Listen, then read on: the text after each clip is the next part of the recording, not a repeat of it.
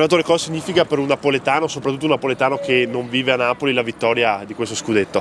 Allora, praticamente per un napoletano che non vive a Napoli la vittoria di uno scudetto, non poter festeggiare con la propria gente, sentire nel cuore, nell'anima tutto questo, cioè, è una cosa molto non bella, però noi col cuore e con tutti i festeggiamenti anche qui a nord risentiamo il loro calore.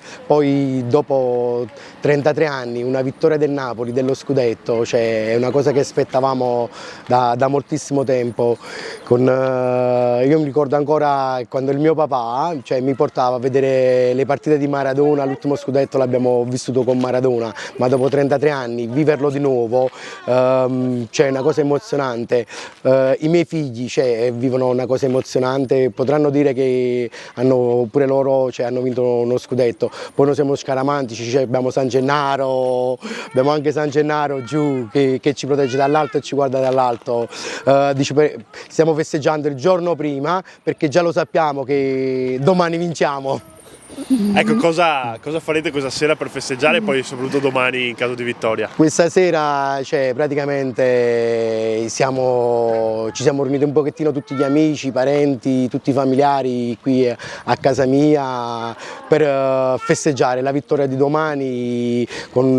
Stasera facciamo un bel aperitivo e da buon napoletano, cioè, facciamo pizza in casa. Raffaele ha vissuto la vittoria del Napoli di 33 anni fa, un'emozione che si ripete la sua. Sì, solo sentendo parlare già ho i brividi addosso, che dopo 33 anni si sta ripetendo la stessa cosa di 33 anni fa. Questo forse niente di quello che abbiamo fatto di 33 anni fa e lo sento nell'anima proprio. Adesso stiamo festeggiando per confermare la vittoria di domani e lo scudetto. Ecco, è più forte Maradona o Osimhen? Ma guarda, Maradona è Maradona, come noi diciamo Pelé, Pelé.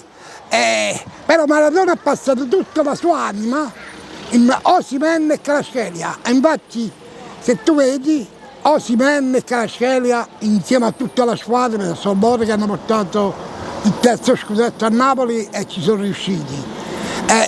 E sono molto contento di quello che noi stiamo soffrendo da anni. Sono 10 anni che stiamo sempre secondo e terzo, finalmente ci siamo riusciti.